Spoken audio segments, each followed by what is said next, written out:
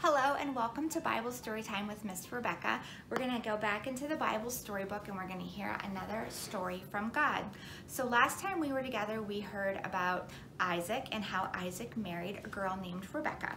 And so we're going to continue on with this story. It's actually one of my favorites, so I'm excited that you are with us today. We're going to be starting in Genesis 25:19 through 28 about Jacob and Esau. Isaac and Rebecca were getting older and they wanted to have a family. They prayed to God for a baby. Rebecca became pregnant with twin boys. Their names were Esau and Jacob. They were born on the same day, but they were very different. Esau was born first. He had red hair on his head and on his arms. Jacob was born second. He had dark hair.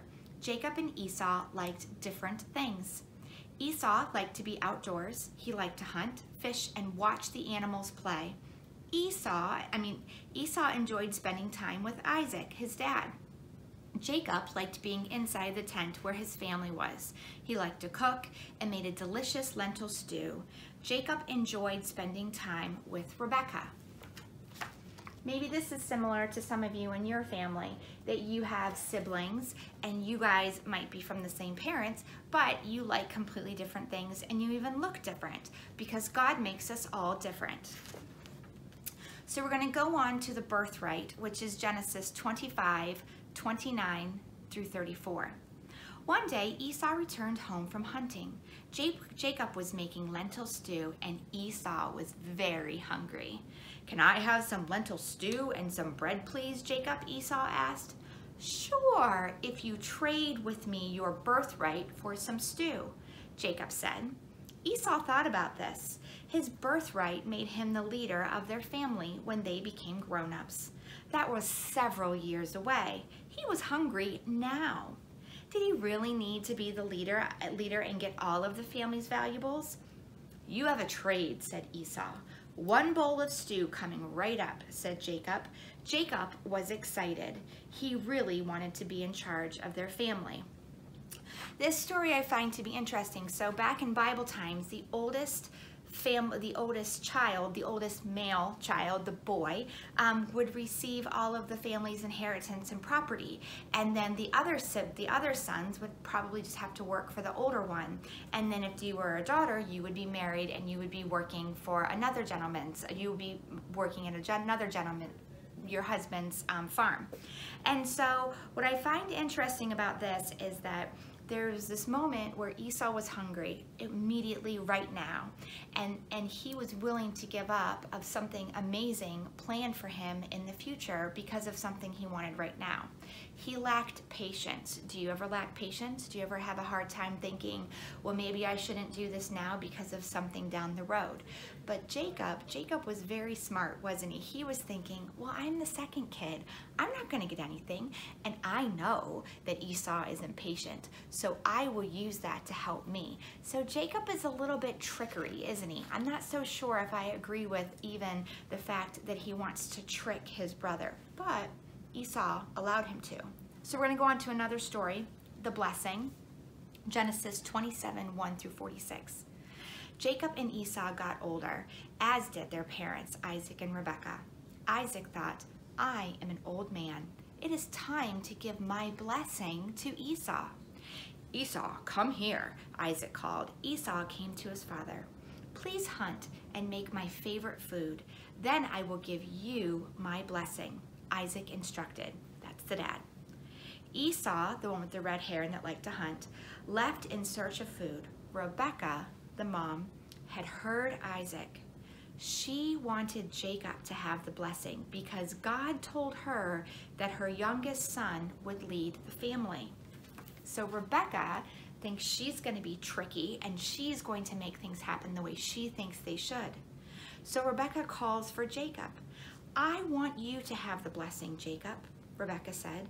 She helped Jacob dress in a disguise so Isaac would believe that Jacob was Esau.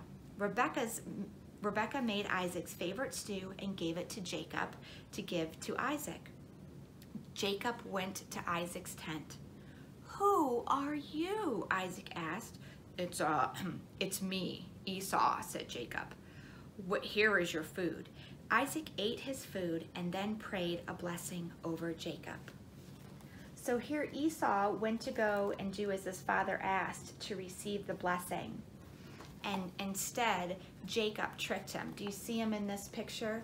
How he dressed to make his arms would have been furry or hairy, kind of like Esau's.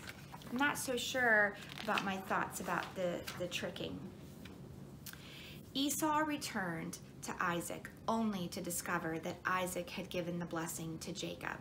Esau was angry. So these two boys grow up in the same household, and Jacob tricks him once, but he's happy to get rid of the food because he was hungry now. And then when he was getting ready to receive a blessing from his dad, Jacob tricked him again. Now I read this story and it kind of hurts my heart a little bit, because brothers and sisters and siblings and friends, we're all supposed to get along, right? We're all supposed to be on the same team and to help one another. And instead, these two brothers do the opposite of helping each other. In fact, they go the complete opposite, and they try to trick each other and they try to hurt each other. And so Jacob takes something from Esau, and Esau gets angry. And so what ends up happening in the story is that Rebekah is so afraid for Jacob that she sends him away to go be with her family. And so Jacob actually runs away from the family to go and be away from Esau because they're afraid Esau is going to hurt them. Choices. We all make choices by what we do, by what we say, by being honest, by tricking people, by being nice to our brothers and sisters, or maybe by taking something of theirs that does not belong to us. So we, as we read this story, can realize, I don't want to be like Jacob and Esau. I want to love my brother and sister. I want to love and I want to respect and listen to my parents. So sometimes I think the stories in the Bible help us to remember that even though we're stuck in the houses with those same people over and over again, they're our family and they're a gift from God. And so instead of being mean or nasty or try to trick, stop, pause, be patient, share, be kind, be courteous, use nice words, and don't take things that are not yours, but instead have a conversation and get along with your siblings and your parents. This was God's story today for us to hear. Maybe some parents are sitting there thinking, my kids totally needed to hear that. Parents, maybe there's a sibling that you need to reach out to that you've not talked to in a while, that maybe you're not on good terms with, and that you can call them and say, hey, remember when that thing happened between us years and years and years ago? Let's put us aside. We love each other. God put us in the same family, and so let's get along and let's behave. So I hope you enjoyed our story. Next time we get together, we will hear a little bit more about Jacob and what happens to him when he journeys off to get away from his brother. All right, have a great day, everybody. Get along and be kind and be nice to each other. See you later. Bye.